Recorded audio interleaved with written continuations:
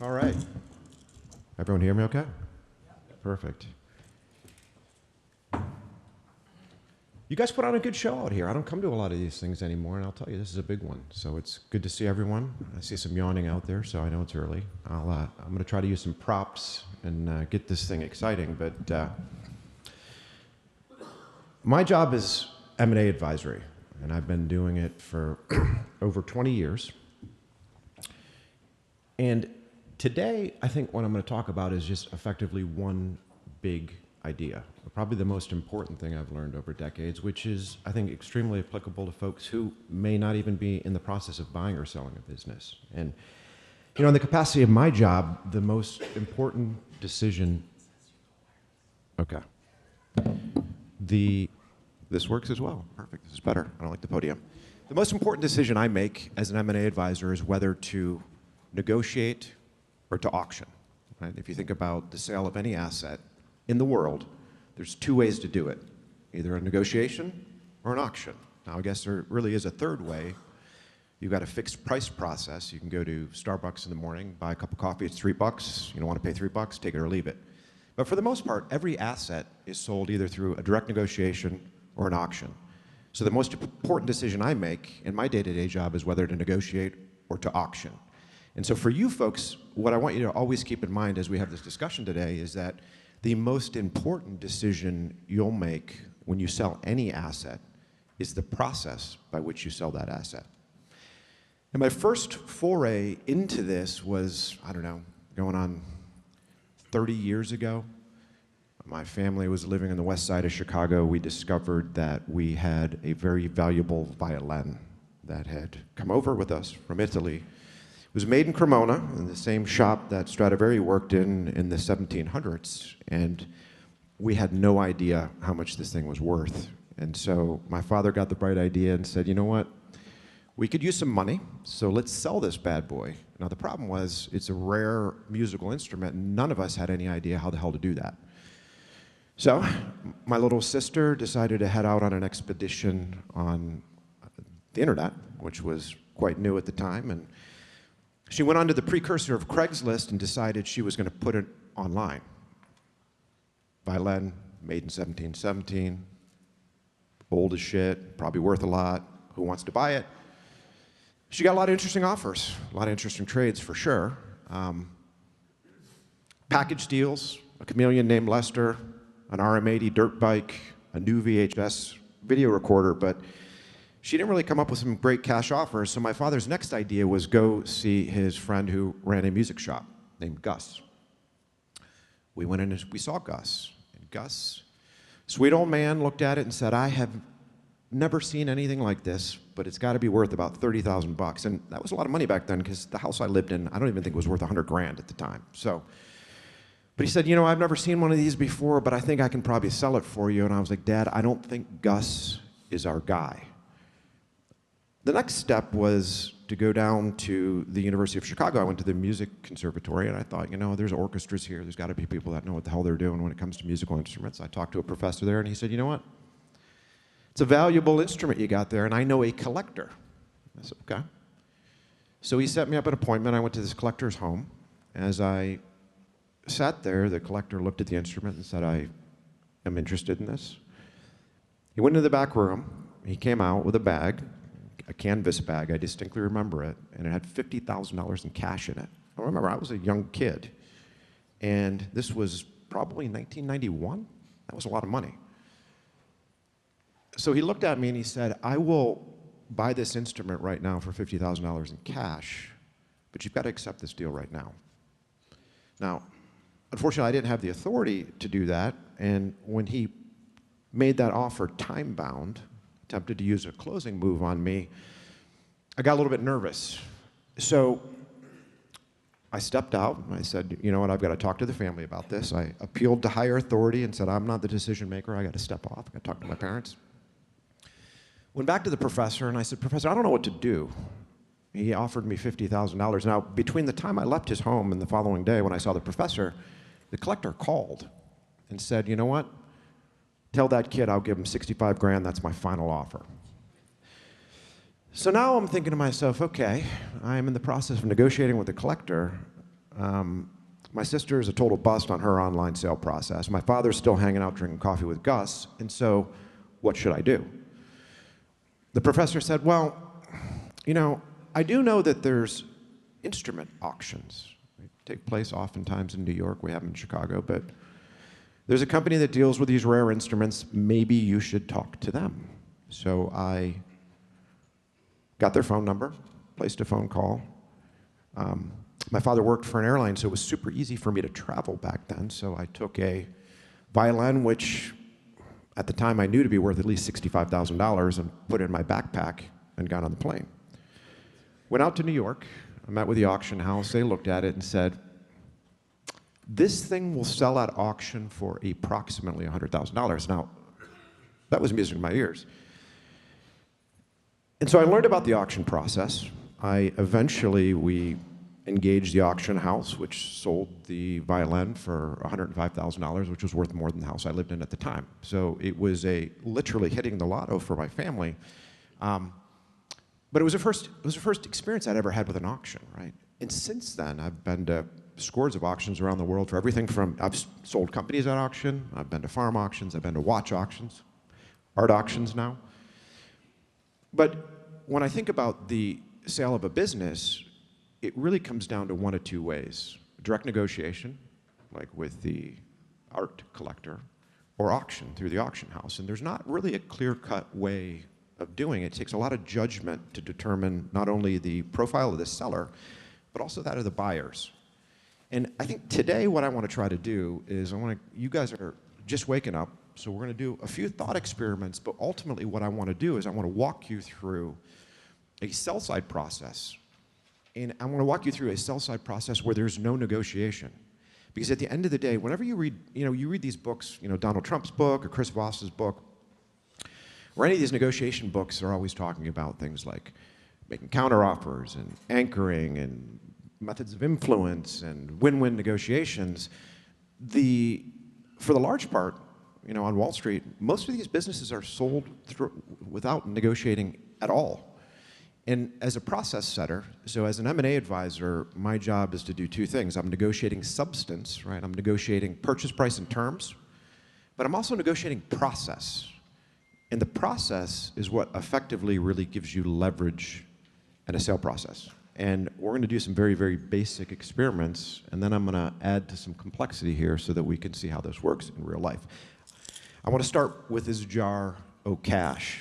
Now, not as valuable as a violin, but there is money in here. And this is going to be a real auction. We're going to start with an auction. I'm going to auction off this jar. Now, Professor Richard Thaler did this in the 70s to demonstrate what's referred to as the winner's curse. That's not what we're going to talk about today. I'm just going to give us a quick example of a single round closed bid auction. So here's how this is going to work. Let's say, for example, there's $40 in this jar. You guys will make a bid. You guys have pen and paper out there. I want everyone to make a bid. Now, this is a real auction. Money's going to change hands here, so do this right. Whatever the amount is in here, the highest bidder in this single round auction will ultimately take this. Now, if there's $40 in here and you bid 45, you owe me $5. If there's $40 in here and the highest bid is $20, I owe you. So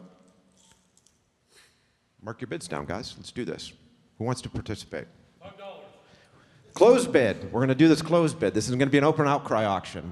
Although those are more fun for sure. I want to try to demonstrate a principle. So everyone that wants to participate, just write down a number, what you think. I'll pass this around. You guys want to take a look at the jar? Pass that around.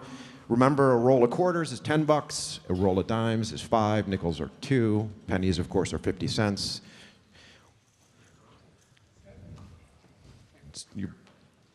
So while we are taking a look at that jar and we're going to bid on that, we're going to do two things. We're going to auction this jar of coins, and then we are going to do a very quick negotiation, and then I'm going to need some volunteers this morning.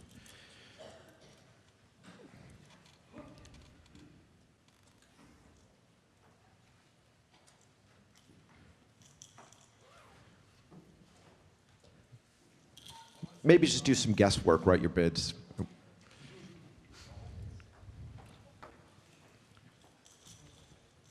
All right, you, my friend, what's your name? Ben. Ben? Let's do a quick direct negotiation of this here jar. How much will you give me for that? $21.49. $21.49. How about I counter you at 35? It's a good jar. Good coins. Fresh coins. I went into the bank yesterday. They thought I was crazy. I was like, can I get rolls of quarters? They're like, what the hell for? It doesn't look like there's 30 quarters in there. I'd say that's a little high. Okay. Let's split the difference, maybe 26. Okay. 26. I'll take your 26. Is there anyone out there that would give me more than 26? What will you give me for it? I'll give you 80 bucks. 80 bucks, done. So, in a direct negotiation like that, you know, there's a lot of, and anytime we get involved in negotiation, particularly direct negotiations like this, you always want to think about changing process rules. And so one of the things that you'll experience, if you guys go out there and buy small businesses, you guys want to go out and buy a small pest control business, inevitably you're going to talk to an owner who is going to not be running a formal process, and he's going to say, yeah, I agree to your terms. And you're going to get all excited, and then he's going to turn around and he's going to do exactly what I did. He's going to shop your offer. He's going to say, okay, I've got this offer from this guy. And he's going to call all his friends up and say, who's going to do me better? Now, there are things, and we're going to talk about this as we go through some examples today about some shutdown moves. I mean, one of the things you could have said to me is, I'm negotiating with you exclusively under the understanding that if we come to an agreement, you will not shop my deal. Now there's a legal onus on me. I can't do that, otherwise you have a cause of action.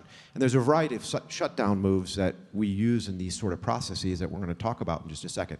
All right, who has bid more than $20 for that? Raise your hand. Who's at 20? Who's at 25? Who's at 30? Who's at 35 for the jar of coins? What did you bid, sir? Oh, $32.50. $32.50. Did we have anyone higher than $32.50? $33.20. $33.20?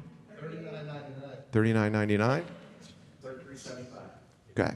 So it sounds like we're going to call $39.99 as the bid. There's actually $22.50. You were the closest in that jar.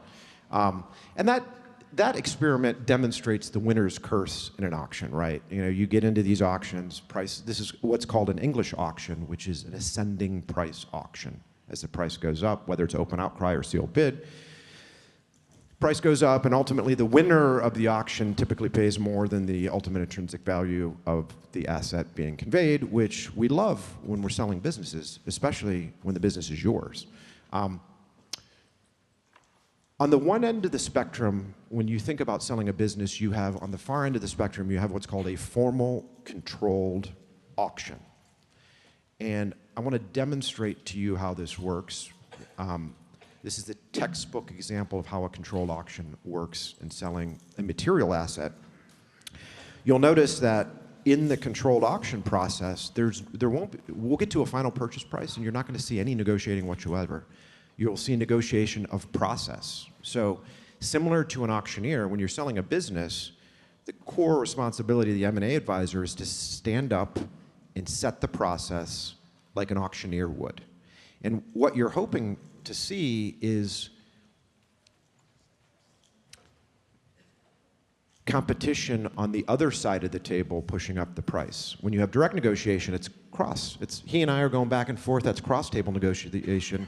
When you're running an auction, you want same-side negotiation or pressure amongst buyers. Now, this is a small stage. I have never done anything like this before, so I'm going to experiment. But I want to get some volunteers because I don't have slides, and I think people make better props. So I want to ask for some folks to come up here this morning. Can I at least get one volunteer to be a client? Sir? What's your name? Tucker. Tucker. All right, Tucker, you are my client. We're going to use a real example. We're going to use ServiceMaster's 2019 acquisition of No More in Europe. It was the second largest independent pest control business in Europe at the time. It was acquired by ServiceMaster in September 2019. You will represent, actually, you kind of look like the people that I want you to represent. You are going to represent Norvestor, which is a a Norwegian private equity firm that owned no more. So that means you can't smile, you have to look constipated. Definitely don't laugh. You got to look Swedish. Nice to meet you, Tucker. Okay, so you're the client. And again, this is going to be a little bit silly here, but I'm going to try to do this anyway. I want to demonstrate how a controlled auction process works. Tucker here is the client, no more. It's a business that, you know, they engaged us in 2019, and I went up to Stockholm and they said, Paul, we want at least $180 million for our business is what we want. Right? This is kind of our reserve price, but would really be happy about getting $190, and we would crack a smile if we were able to get $200 million for it. And so I looked at the business and I said, I think 180 is an appropriate price. And they said, could you do 200? And I've never been burdened by a false sense of modesty, so I said, you know what, I'm up for this challenge. We're going to try for 200. Whenever we take a business to market, we think about it from the standpoint of, on the sell side, you are the process setter. Your first question is, do I negotiate or do I auction? And there's a variety of different factors that would cause you to make the decision one way or the other.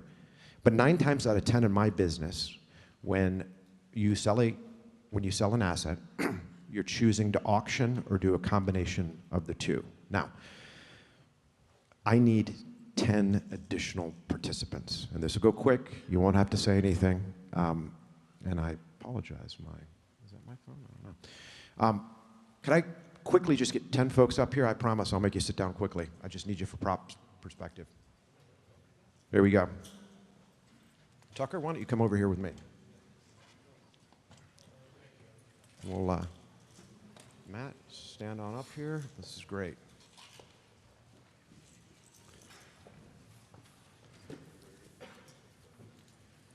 One, two, three, four, five, six, seven, eight. We'll use what we've got. All right.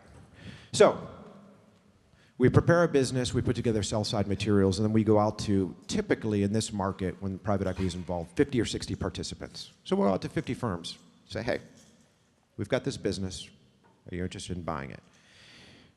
They get an opportunity to review the materials. They put together their financial models. And at the end of the day, they are required, the first step in the process, because we are the process setter, like the auctioneer, we say, on such and such a date, you guys have to tender a bid, an indicative offer. And you're effectively buying your way into the auction by presenting an offer that actually begins to get into the ballpark. So when we did the No More transaction, I'm going to use real numbers here. Right out of the gate, the majority of the offers clustered between 150 and 159 million. So we typically begin with the lowest offer, and that's the Orkin man over here.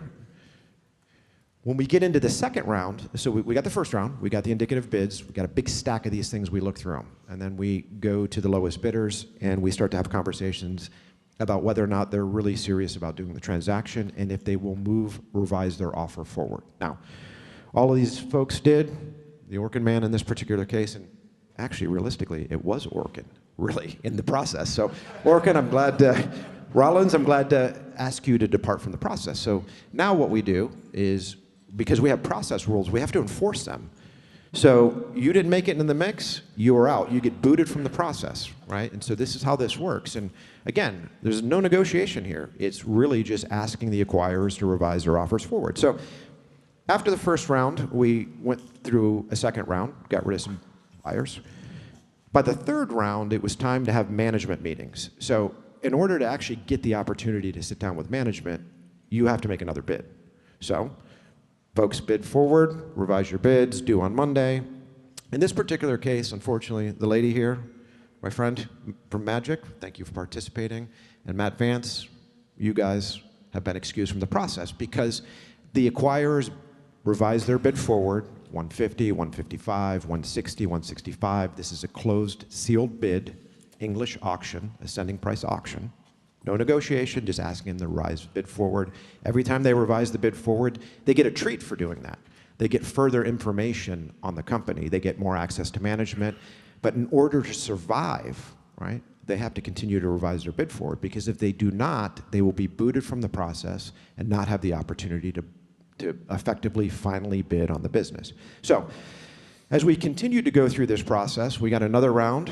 Doug, thank you for participating. You didn't make it. But now, the purchase price is we're now in the 180s. So you guys have made it up into the 180s. So I'm pretty damn close to the reservation price where the client needs to be.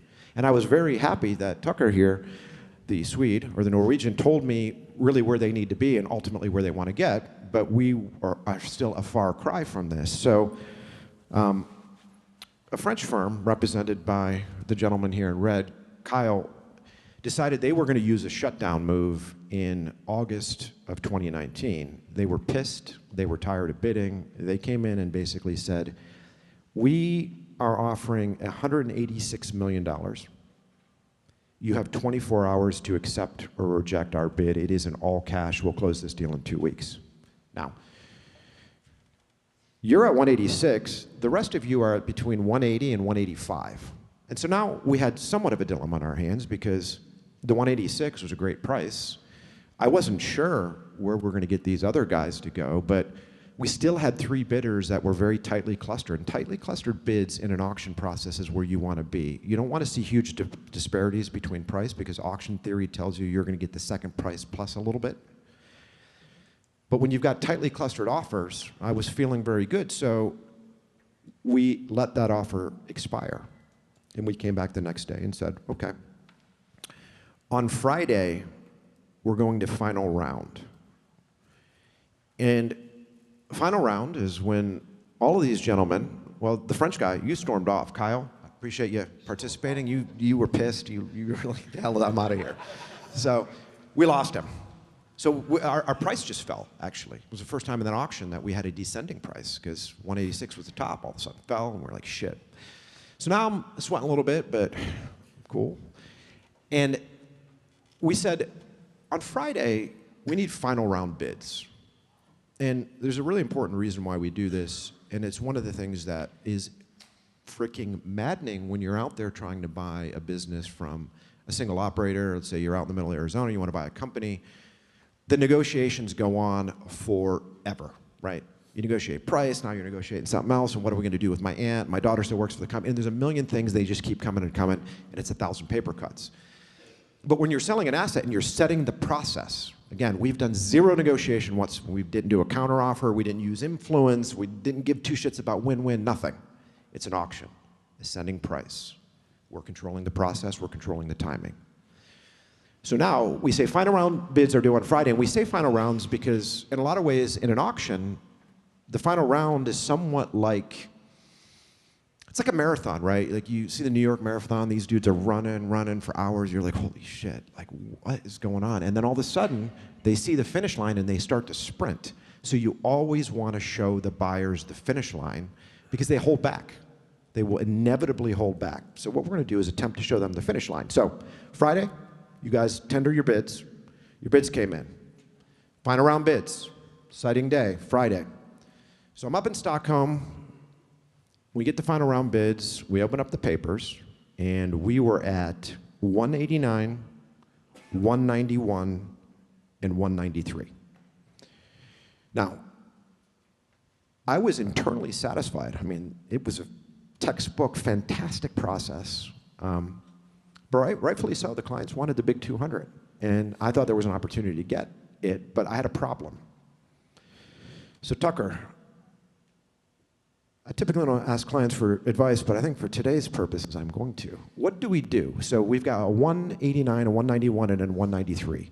You want 200 million. We told them it's final rounds. They put in their bids. What can we do? Apart from holding another auction? Well, let's talk about that. How would we do that? What would we do?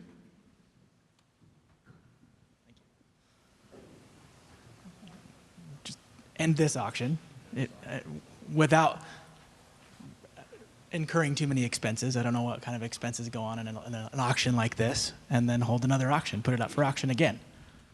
So I think that's an interesting idea. The problem is, so we've gone out to now, instead of doing what my sister did and put a ancient violin on like Craigslist predecessor and wait for somebody to pop up. We've gone out and we've hunted. We found all the best buyers. There's 50 likely buyers of this company on the planet, and we just ran them through this intensive auction process. We're already above our reserve price, right? So we wanted it 180. We're pretty damn happy in the 190s, but we want 200 because we only get to do this once. And you know what? We're going to extract every single nickel out of these buyers. It's not their money anyways. These are publicly traded companies. What the hell do they care? Let's ramp this up. And so faced with that, we decided to do exactly what you said. We ran another auction. But here's how we did it. We talked about an English auction, which is an ascending price auction. And there's a variety of auctions. There's a Japanese auction. How many have heard of a Dutch auction? Have you heard of a Dutch auction? A Dutch auction is an auction process which is a descending price auction. In a Dutch auction for, I don't know, the last 110 years or so in a small town outside of Amsterdam, the reason why this auction has this name, the Dutch auction, is because a small town outside of Amsterdam is the global clearinghouse for flowers. And they sell flowers in a descending price auction. And they do, I don't know, last I looked, 2.3 million cut flowers change hands every single day at this auction. And what they do is they start at a high price and it descends until somebody pushes a button, right? So it might be, I don't know how much flowers cost, but say the bulb's $10 and it goes 10, 9.50, 9, and then when somebody hits the button, they choose how much the quantity of the flowers they want to buy. When they're done, the price keeps falling until the market is cleared. So in this particular case, we've already said final bids. So these guys are all expecting final bids. There was no way to go back to them and say, pay us more money. Because they had, just like the French, they would have said, to hell with you, we're not playing anymore. So I really couldn't negotiate anything, but I could change the process. Because remember, I'm the process setter. I am the auctioneer, and so we changed process. So what we did is we said, we're going to now do a Dutch auction.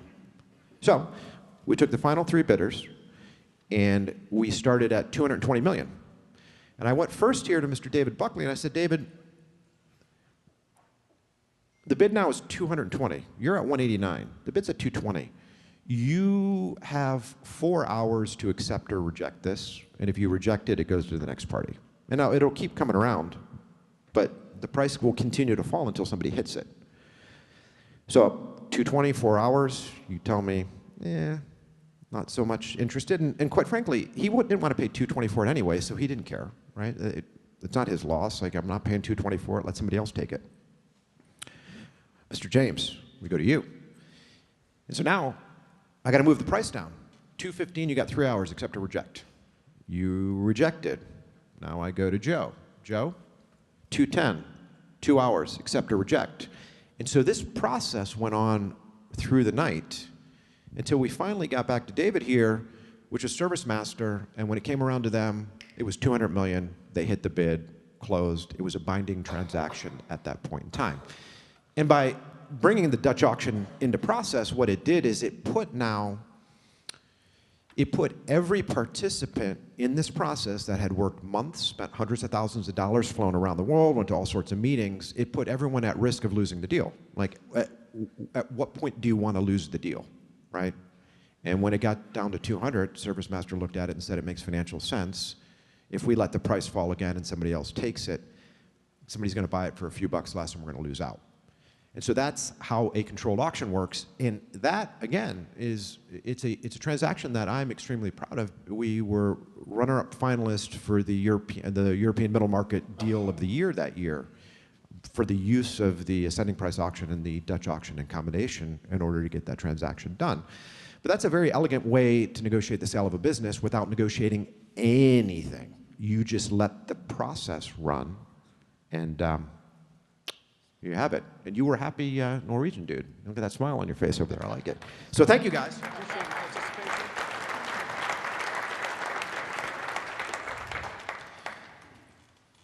That is a classic example of a full controlled auction that doesn't happen much in the private markets, particularly in pest control. We probably run one of those once per year. The majority of transactions are sold in a combination, or what I call a modified auction, or a quasi-auction. And so it takes combinations of the two. And you can pull off controlled auctions with very sophisticated corporate buyers.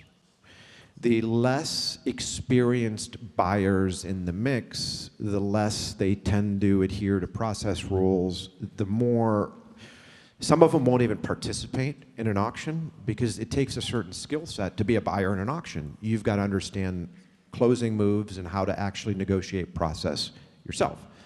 But in pest control in general, the majority of these deals are a combination of a controlled auction with some elements of a negotiation. And I would say typically, you know, almost every transaction that we do, we would start out in a very similar manner. Materials go out into the market, acquirers are given the opportunity to bid. They go through successive rounds of bidding. Now, most of these sale processes are closed bid or sealed bid auctions.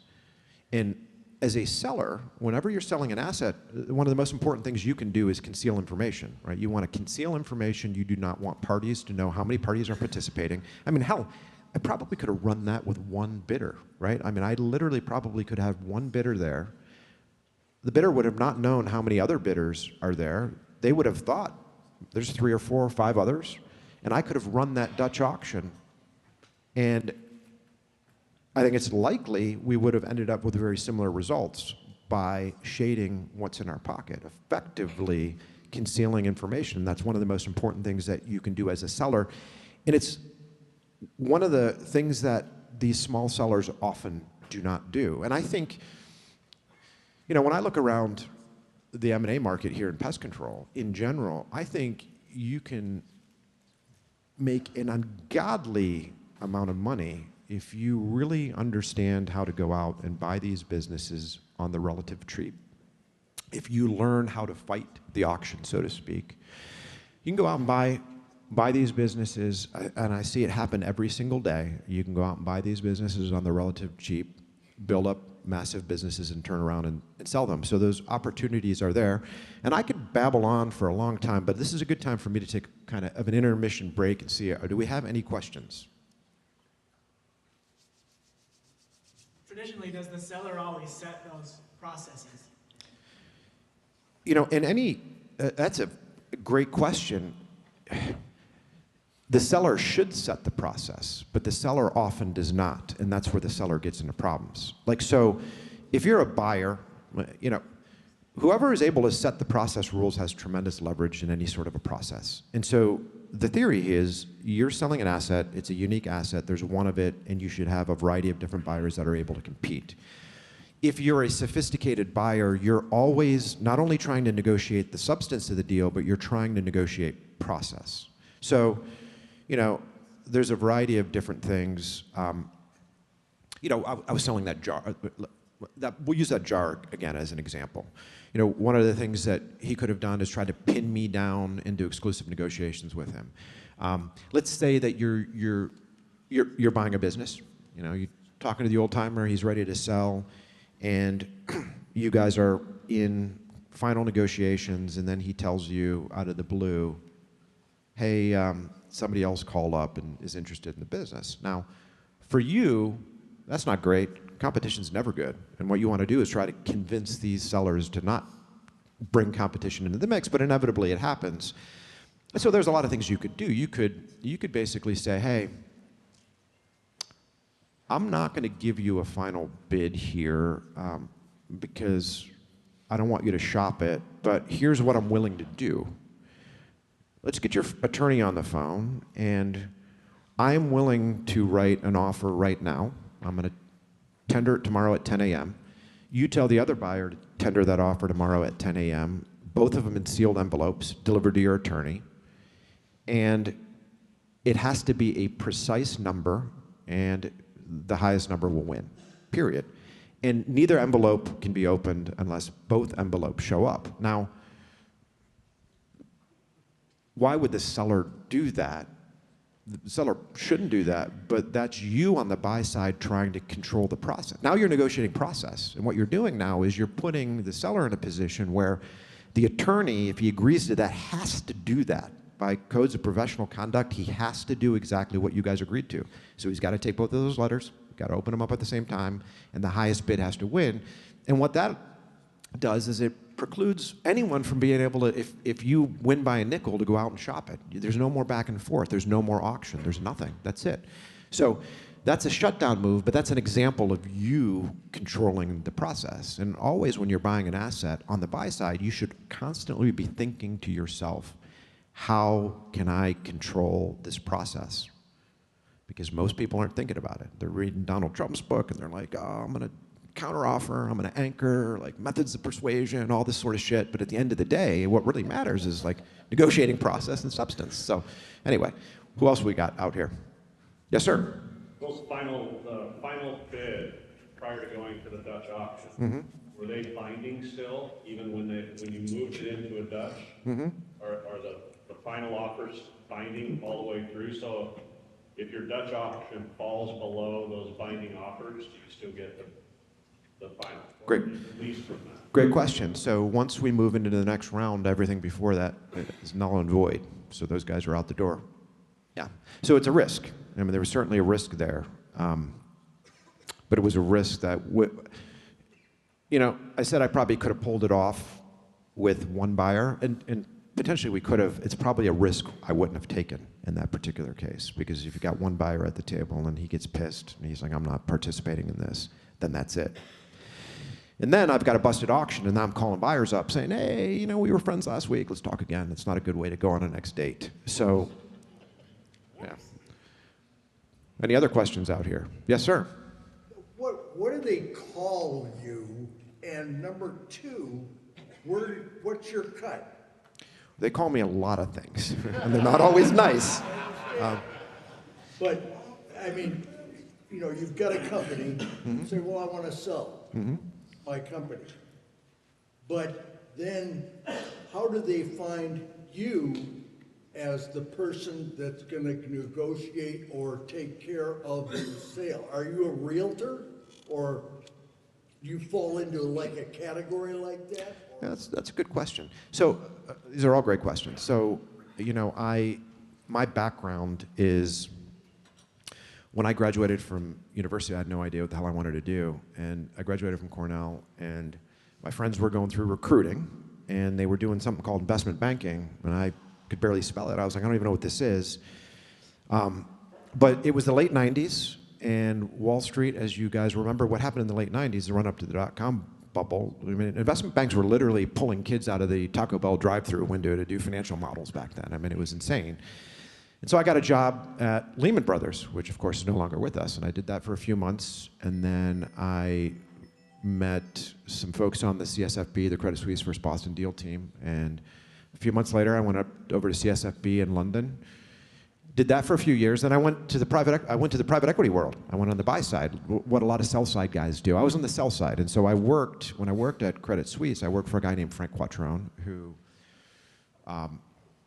was the #1 tech banker on the street, doing mergers and acquisitions, advising Microsoft, Cisco, Gateway, Dell, all those companies. I did that for a few years, and then I went on the buy side, worked for private equity, and then myself and a partner got together and put together this firm. And we didn't know shit about pest control, by the way. Like, I didn't even know it was a business. I knew it from like watching Seinfeld. You had, what was his name, Stan the Exterminator. I didn't even know it was a business. I'd heard of Orkin before, but I had no idea. And so I started. I remember doing deals, and I got a call one day, and a colleague of mine who I'd worked with for a long time was on the West Coast, and he said, hey, I need help on this transaction. It's a pest control company, and it's being sold to a company called Terminix. And I was like, okay. And he's like, you live out there, can you get involved and help us? So that's my first introduction to pest control. And this is back in 2003, and the guy that sold that business, this was in the DC metro area, he and I became friends. He introduced me to a lot of folks, and I started looking around. I'm like, you know what? Here I am doing tech deals, competing with all these guys that are way smarter than me. There's no one doing this in these boring, mundane, blue-collar industries. You got like the guy who I was a pest control guy, and now I do deals, and he has no idea what he's doing. I'm like, this is fantastic. So I jumped into it, and since 2003, I mean, we do $1 million deals. We advised on the rentokil terminix merger a year and a half ago. We did all their antitrust dispositions when the merger needed to face regulatory approval. We sold off their European assets in the UK. half that business, no more, that's my recurring revenue business. Like I sold it to ServiceMaster, and then they were doing the merger, and they're like, hey, can you sell it again? So I came back in and sold it off. I sold it for less the second time, though. But yeah, so how do they find me? Like, some people wish they couldn't find me now. Like, so yeah, I just have been doing it for 20 years, so a lot of folks know me. And usually when we do a deal, the way that we work, we take a percentage of the transaction, and I try to make as much money as I can. I try like huge percentages. That doesn't always work, but we take a percentage of the transaction. And what we do is a lot of our clients engage us years in advance. You have a company that does like 20 million in revenue, for example, and they'll say, Paul, like 5 years from now, we want to sell, and we want to make sure we're doing all the things that we need to be doing. So our team will run a financial model. We'll start to look at numbers. We talk about strategies, so on and so forth, and then 5 years later, we're ready, we pull the trigger. A lot of our clients, years ago, I remember back in 2015, 2016, I was telling clients to wait. And then by the time 2019 came along, I was just like, everyone needs to sell because this is insanity. And now things are slowing down a little bit, but I hope that answers your question. Who else we got? Yes, sir?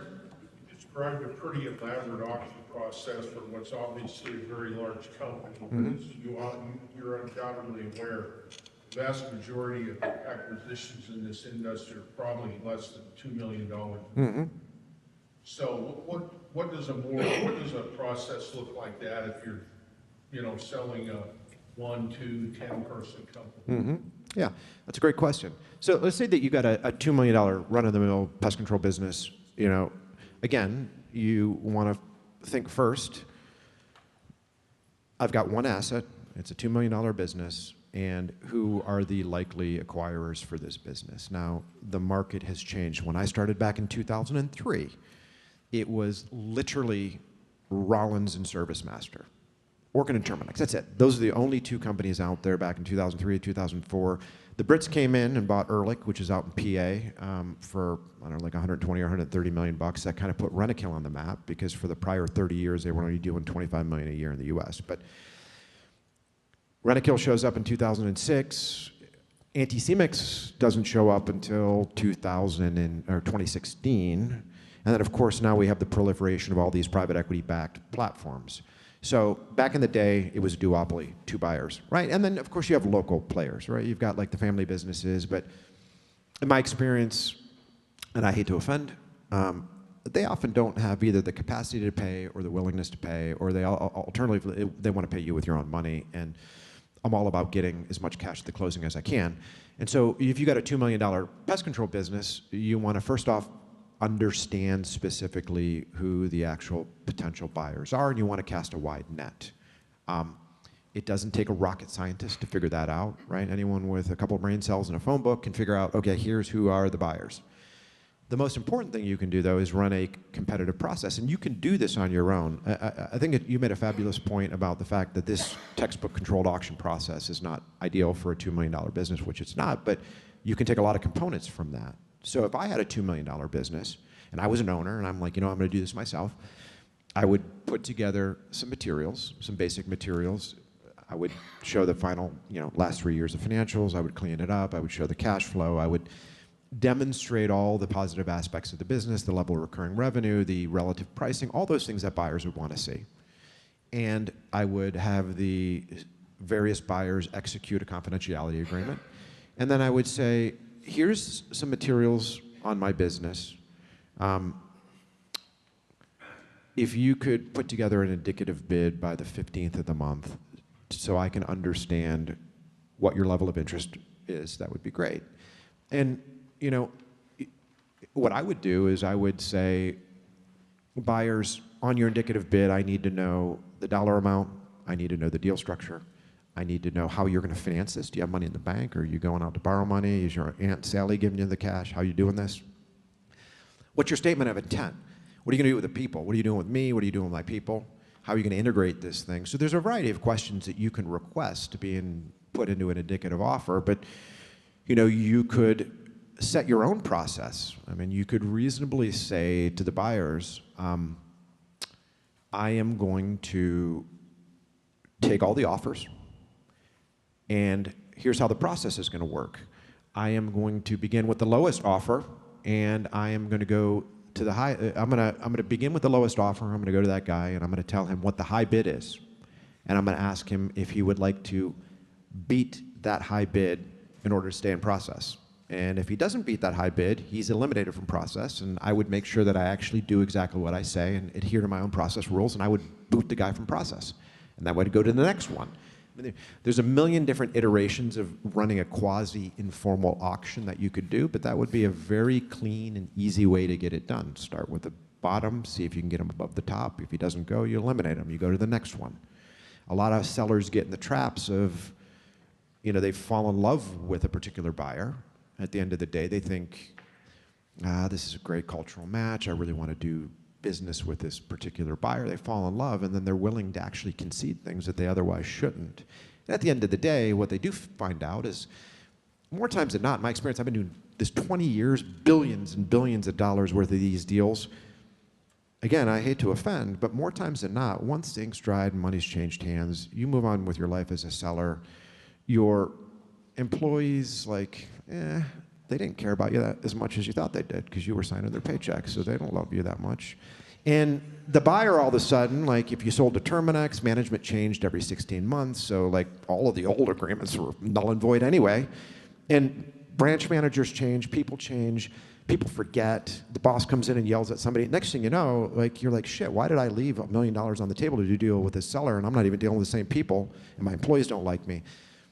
So if you actually do take the risk, sellers take a lot of risk, right? You guys are the ones that are not able to get your kids Christmas presents while you're growing these businesses over the years. You take a lot of risk. You should attempt to maximize the sale of your business when it's time to go. And I think you got to be ruthless. So I always tell sellers, be agnostic as to who the buyer is and let the money and the terms speak. But that's a very kind of informal process. And that's very similar to, in my own practice, I wouldn't personally go to the lowest bidder. When I'm representing a client, I wouldn't go to the lowest bidder and try to get them above the highest. But if you were a seller trying to do it yourself, that would be one of the ways that I would recommend do it, because it's very clean, it's easy, it's a process you understand, it's a process that they understand, and not a lot of things they can do to screw with you if you follow through that process. Who else we got? I got one. Yes, Orkin. Are there actually any set rules in this game? Or laws, or what you can and can't do? Well, they say the only rule is there are no rules. Yes, there are. And depending upon the jurisdictions, quite frankly, they can become very, very important. And let me give you some examples. I would always encourage, sellers are oftentimes their own worst enemy when they try to sell their business, because there's a lot of fluffery and bluffing, and I got all these offers and all this sort of shit, and you can read through that very quickly. You should never lie. And I know sometimes when you're trying to sell an asset, you might want to bluff and say, hey, I got an offer for $2 million and you're at 1.5, but you don't have that $2 million offer. You're better off concealing information than actually outright making a material misstatement. In the United States, you can get away with that for the most part. In most civil code countries, if I try to do that in Europe, no, that's a big, big, big no-no. We're going right to court for even insinuating that. So the rules are whatever you set as the auctioneer, as the process setter, within the legal and regulatory boundaries of, good faith dealing with the counterparties and just all of those normal things that come with contract negotiations. But I find that once you get good at this, you don't actually have to lie or bluff, because concealing the information and running an auction is all you need to do. I'm going to take one final question real quick, and then I'm going to close this out. Yes, sir. Is there a revenue amount where you actually attracted people to buy? Yeah, I mean, obviously, the bigger you are, the more attractive you become. But in any given market, there's a need to buy a $500,000 in revenue or an $800,000 or $1 million business in revenue. I would say that you start getting above $5 million, you become more scarce. So there's some scarcity value there, right? You're a $5 million business or 10, you're becoming more scarce the bigger you get. But there's no hard and fast rules. It kind of really depends upon the geography. If you've got a lot of private equity activity and they're doing a lot of tuck-ins in one particular area, like for example, the Southeast right now, there's a ton of activity there with a bunch of private equity firms. Like the $1 million guy is in a much better shape than the $1 million guy in Wyoming or Montana or Illinois, for example. And I'm getting all sorts of hand signals, so I'm getting booted from the stage as per usual. I appreciate everyone joining me this morning. Thank you for having me out here, and wish you guys the best.